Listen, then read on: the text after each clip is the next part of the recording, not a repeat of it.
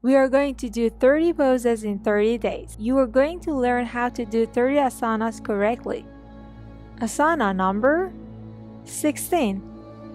Eka Pada Rajakapotasana or One Legged King Pigeon pose.